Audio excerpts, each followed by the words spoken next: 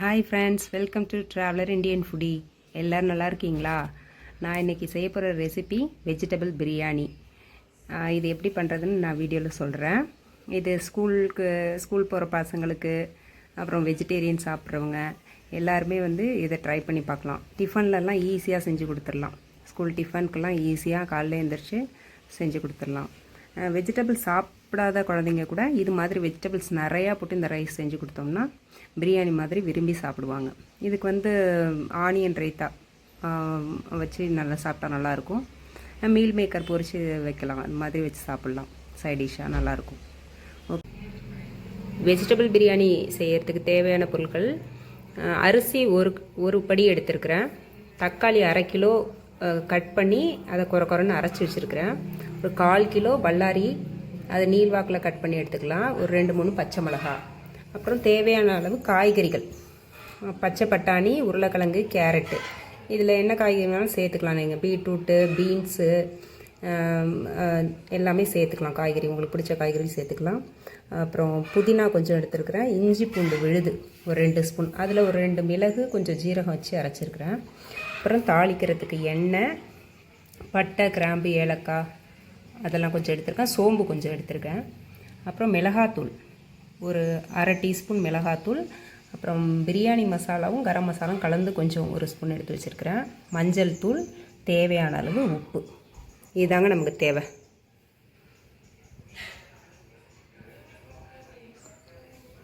Okay, நான் எப்படி பிரியாணி செய்கிறதுன்னு நான் சொல்கிறேன். வாங்க வீடியோக்குள்ளே போகலாம். இப்போ நான் இது ஒரு படி அரிசி வச்சுருக்கேன். அந்த அரிசியை கழுவி வச்சுட்டேன். நீங்கள் இப்போயே கழுவி வச்சுக்கலாம். நீங்கள் காய்கறிலாம் வதக்கிட்டு இருக்கும்போதே கழுவி வச்சிட்டிங்கன்னா அரிசி கரெக்டாக இருக்கும். போடும்போது நல்லா சாஃப்டாக வரும் சாதம். இப்போ நீங்கள் அரிசி எடுத்தோன்னே ஒரு கப்பால் அளந்து வச்சுக்கோங்க, எவ்வளோ வருது அப்படின்னு. ஏன்னா நம்ம தண்ணி ஊற்றும் போது அந்த எவ்வளோ கப்பு அரிசி இருக்கோ அதுக்கு 2 பங்கு தண்ணி ஆட் பண்ணிக்கணும். அரிசியை கழுவி ரெடியாக வச்சுக்கோங்க. பிரியாணி செய்கிறதுக்கு அடுப்பில் இது வச்சாச்சு. இப்போ தேவையான அளவு எண்ணெய் ஊற்றிருக்காங்க. எண்ணெய் நல்லா காஞ்சிருச்சு. இப்போ அந்த சோம்பு, பட்டை, கிராம்பு, தாளிக்கிற பொருள் எல்லாத்தையும் ஆட் பண்ணிக்கணும்.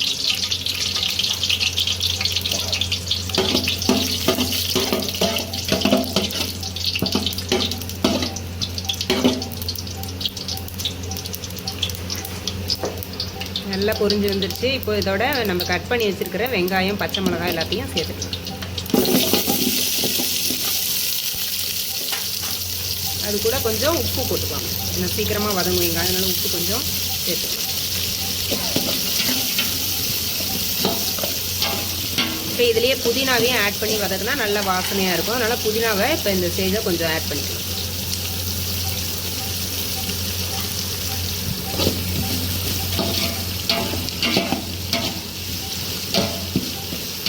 இந்த வெஜிடபிள் பிரியாணி பசங்க ஸ்கூலுக்கு போகும்போதெல்லாம் நம்ம ஈஸியாக செஞ்சு கொடுத்துடலாம். இப்போ டெய்லி நான் குக்கரில் தான் செய்வேன். இன்றைக்கி சரி இதில் பிரியாணி ஸ்டைலில் பண்ணுவோம்னு சொல்லிவிட்டு இது மாதிரி இதில் வச்சு செய்கிறேன் நான். இதுவும் ஈஸியாக தான் இருக்கும். நீங்கள் ஃப்ரீயாக இருந்தீங்கன்னா அது மாதிரி செஞ்சு பாருங்கள். இது டேஸ்ட் வேறு மாதிரி இருக்கும், நல்லாயிருக்கும்.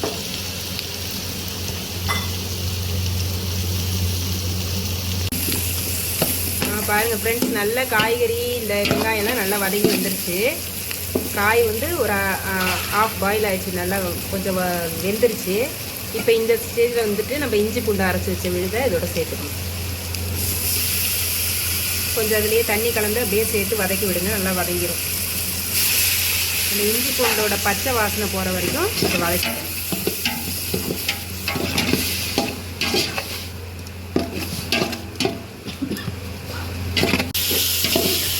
இஞ்சி பூண்டு பச்சை வாசனைலாம் போய் நல்லா வதங்கிடுச்சு. இப்போ நம்ம அரைச்சி எடுத்து வச்சுருக்கிற தக்காளியை இது கூட சேர்த்துக்கணும்.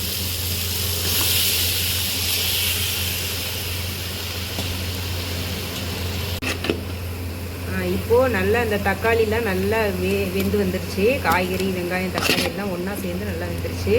இந்த டைமில் நம்ம எடுத்து வச்சுருக்கிற மசாலா, உப்பு எல்லாத்தையும் சேர்த்துப்போம். தேவையான அளவு மஞ்சத்தூள், அப்புறம் காரம் தேவைன்னா ஒரு 1/2 ஸ்பூன் மிளகாத்தூள் சேர்த்துக்கோங்க. அப்படி இல்லைன்னா கம்மியாக சேர்த்துக்கலாம். பிரியாணி மசாலா, கரம் மசாலா சேர்த்து வச்சுருக்கிறேன், அது கொஞ்சம். அப்புறம் உப்பு, தேவையான அளவு உப்பு.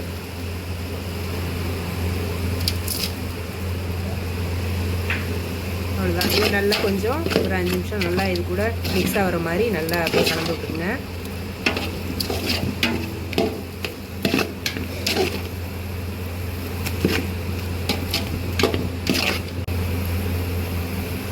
இப்போ போட்ட மசாலா எல்லாம் நல்லா பச்சை வாசனை போயிடுச்சு. இப்போ வந்து அரிசி எவ்வளோ எடுத்து வச்சுருக்கோமோ 1 பங்கு அரிசி எடுத்தால் 2.5 பங்கு தண்ணி ஊற்றணும். நான் எடுத்து வச்சுருக்க அரிசிக்கு 2.5 பங்கு தண்ணி எடுத்து ஊற்றுறேன். இப்போ பிரியாணி அரிசி இப்போ பாஸ்மதி ரைஸ் எடுத்துருந்தீங்க 1 கப்புனா 2 பங்கு தண்ணி வச்சா போதும். நான் இன்றைக்கி வந்து பாஸ்மதி ரைஸ் எடுக்கல, எப்பொழுதும் வீட்டில் வடிக்கிற அந்த அரிசியை எடுத்து வச்சுருக்கேன். அதனால் ஒரு 1/2 கப் கூட ஊற்றிக்குவோம் தண்ணி. நீங்கள் எப்படி ரைஸ்க்கு வைப்பீங்களோ அந்த அளவுக்கு நீங்கள் தண்ணி வச்சுக்கலாம். இப்போ தண்ணியெலாம் நல்லா கொதித்து அந்த பச்சை வாசனைலாம் போயிடுச்சு. மசாலா பச்சை வாசனையெல்லாம் போய் நல்லா கொதிச்சிட்ருக்கு. இந்த டைமில் டேஸ்ட் பாருங்கள். புளிப்பு பத்தலை அப்படின்ட்டா ஒரு 1/2 லெமன் வேணால் புளிஞ்சிக்கலாம் அதில். இது அப்படியே பிரியாணி மாதிரியே இருக்கும். இது நீங்கள் செஞ்சு ஒரு தடவை வீட்டில் ட்ரை பண்ணி பாருங்கள். எப்படி நம்ம சிக்கன் பிரியாணிலாம் வீட்டில் செய்கிறோமோ அதே டேஸ்ட்டு இருக்கும் இதுக்கு. இப்போது இது கூட ரைஸையும் ஆட் பண்ணிக்கலாம்.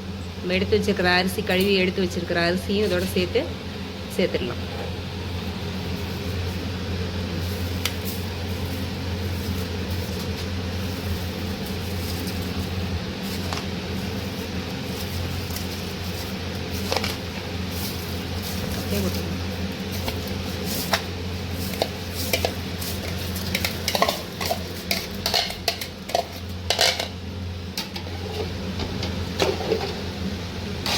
நல்லா அரிசி போட்டு ஒரு கிண்டி விட்டு அப்படியே மூடி போட்டு வச்சுருங்க. 10 நிமிஷத்தில் அந்த அரிசிலாம் வெந்து மேலே வந்துடும் நல்லா.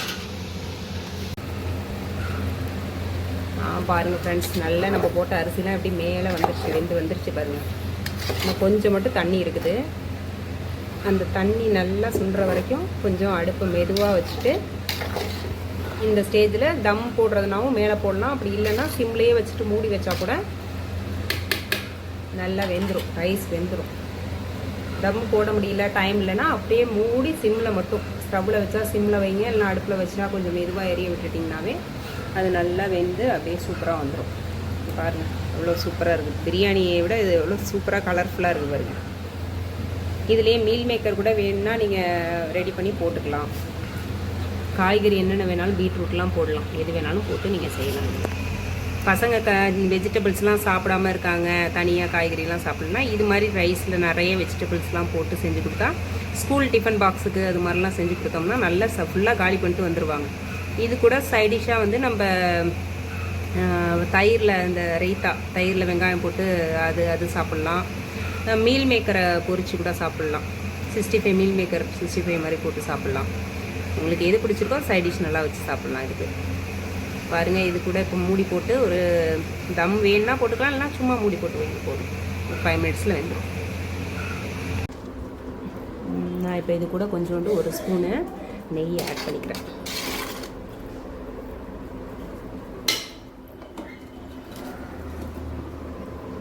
அவ்வளோதான் ஃப்ரெண்ட்ஸ், வெஜிடபிள் பிரியாணி ரெடி ஆகிடுச்சு.